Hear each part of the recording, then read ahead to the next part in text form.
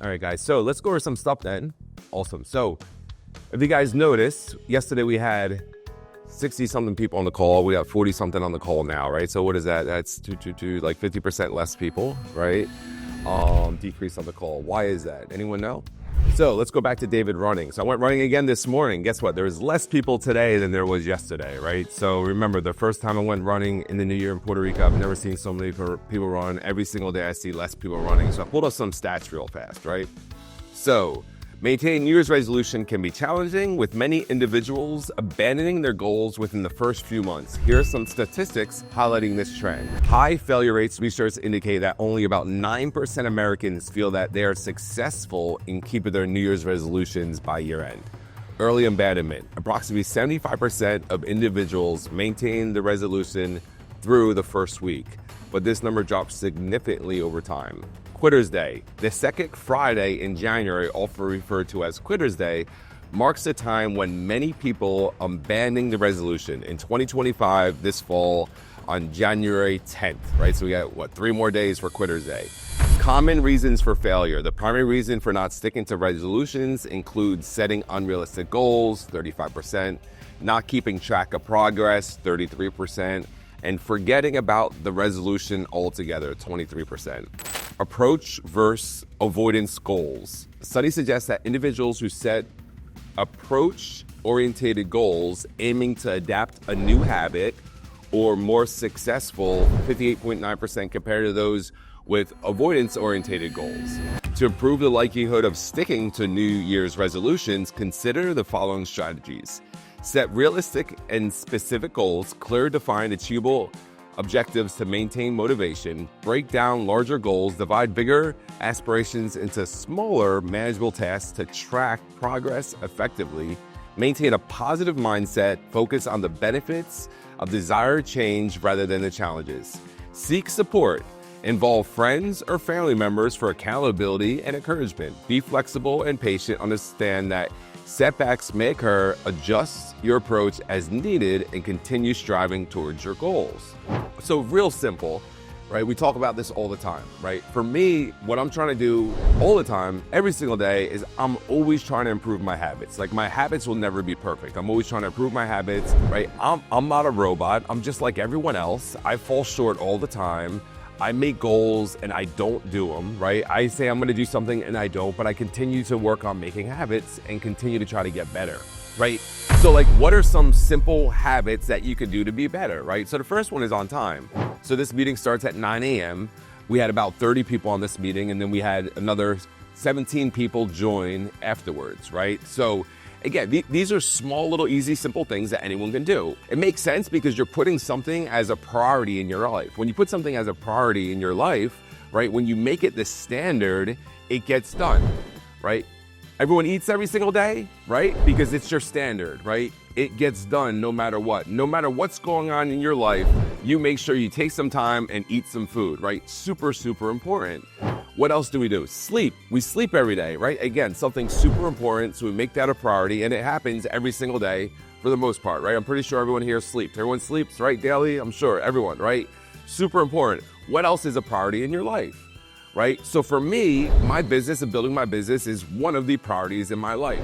So I make sure that when something else happens or pops up in my life, it's not as important. For instance, I need to be ready to host this call every morning, right? So I try to get done as much as I can in the morning, but once a certain time hits, I stop it. That's it. This isn't getting done. This should get done, but it's not. Why? Because this meeting is a priority. Not only is this meeting a priority, it's very important for me to get ready before, right? So that's super important. When I sold in the field, it was a priority to knock on the first door at 9 a.m., non-negotiable. It did not matter where it was. Sometimes that first door was 4 hours from my house. Sometimes I didn't get back home until midnight the day before, right? So getting home at midnight and being at the first door at 9 o'clock means I need to leave my house before 5 a.m. It's not I'm shooting for the door at 9 o'clock. I definitely have to be there. So if it's 4 hours away, I'm leaving 4.5 hours early, right? Why did I do these things? Because building a business was a priority, and if knocking on that door was non-negotiable, I had to do that. Why was that non-negotiable? Because one of the things that I knew was super important with learning this business and building this business is the same thing I talk about all the time, activity, right? Again, yesterday we had 60 something people on this call. As soon as the call ended, about half the people left, right? What does that mean? That means it wasn't a priority for them to make that first call the second the meeting ends. So for me, if I was just getting started in this business and I wasn't making the kind of money that I want to make, and I had big goals to make a bunch of money that I never made before, that I don't know how to make, that it would be 100% a priority to have every single thing I need done before the meeting started. Beyond the meeting, I would be on with Rita learning the CRM, because that's free schooling for you that she's doing. I would be on the meeting, engaged, ready to go, and that minute that meeting ends, I would be going to work, right? Everyone here worked as a job before. You guys were all employees, right? We all been an employee at least somewhere. There was a time you had to go to work. You didn't get to show up when you want. It wasn't like, hey, work starts at 9, just get here whenever you get your stuff done in the morning. I don't know if anyone was in that situation. I sure as heck wasn't either, right? So you have to treat yourself like that. This is your business. You get the chance to win at this business and be the superhero in your life, or you get the chance to procrastinate and make excuses of why you're not successful. You're never gonna be successful if you don't improve habits. That's what it comes down to, like improving habits. If I could figure out one thing to teach every single person in my life to have a better life, it's teaching them how to consistently do what they say they're gonna do. That's it, consistently do what you're saying you're gonna do. If you were able to do that, because how many people here say, I'm gonna do some amazing things, and then something happens and they don't do it? They give themselves a pass, right? It's not a big deal anymore. Oh, I'll start tomorrow. But let me ask you this. If your best friend said, hey, let's meet for dinner tomorrow at 6 o'clock, and you show up there and they're just not there, how mad are you at them? How mad are you at them for not doing what they say they're gonna do, right? You give yourself a pass, but you get mad at people when they don't say and do, when they don't do what they say they're gonna do. It's super important, guys. Once you get focused on that simple thing and you lock that and make that a non-negotiable in your life, everything else changes. Everything. You'll have better relationships. You'll probably eat better. You'll feel better. You'll look better. You'll make more money. You'll save more money, right? Think about how much time do you spend money on stuff that you know you don't need and say, man, I really need to start saving more. I really need to start investing. I really need to do this. But again, your priorities are, you're not doing what you say you're gonna do. I know that every single person here, every single one of you has no reason or excuse why you can't make 6 figures this year. Think about that, right? 6 figures. When I was getting my insurance license, that was my question. I've never made 6 figures consistently in my life before that. Before I decided to get my insurance license, I actually was starting to make that when I was working on the course. But I knew if I could make 6 figures, my life would be different. That's what I knew, right? Let's put that in perspective. That's $2,000 a week, basically every single week. Whose here's life would be different if you made $2,000 a week every single week? Raise your hands. Whose life would be different? $2,000 a week every single week. Not $2,000 a week once in a while, $2,000 a week every single week for the rest of your life. Your life would 100% be different. My life would have been different. That was my goal. When I started this business, I was not making $2,000 a week. I wasn't even close. I was like, I have no idea how I'm gonna make 6 figures in the business. But I continued to work on having better habits, continue to work on getting activity in, continue to work on learning and being a student, continue showing up, even though I wasn't seeing the results.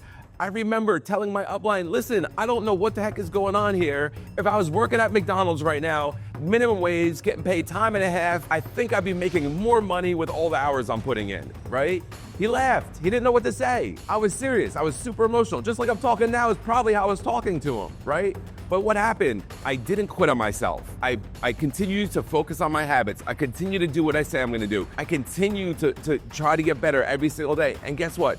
Things start happening. Things start changing. I started to get better. And guys, I was on a way worse contract. Leads were way more expensive. Guys, this business right now is way easier than it's ever been. Again, there's no reason why somebody doesn't come in here brand new, right? And listen, when I say make $2,000 a week, it doesn't mean you're gonna guarantee make $2,000 your first week. You might not start making that $2,000 a week for 3 months, 4 months, 5 months.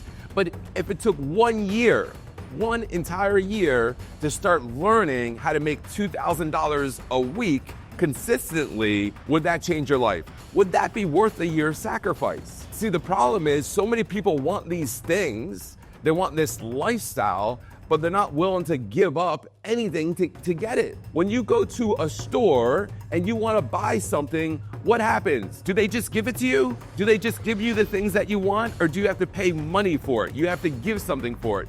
If you want to have a relationship, if you want to have a wife or a husband, you just go and just grab one and say, hey, I got you. No, you have to put work in, right? You have to do something to earn that. So the lifestyle that you want, the bigger of lifestyle that you want, it's gonna cost you something. It's gonna cost you your energy. It's gonna cost you your time. It's gonna cost you your focus. It's gonna cost you making that life a priority for you. You're gonna have to put some stuff on the back burner, right? When I look at doing something else, you know why I don't play golf? Because I know when I start trying to learn golf, I'm gonna get obsessed. I'm gonna wanna do it every single weekend. I'm gonna wanna go to some golf schools, and I'm probably gonna wanna travel and play different golf courses.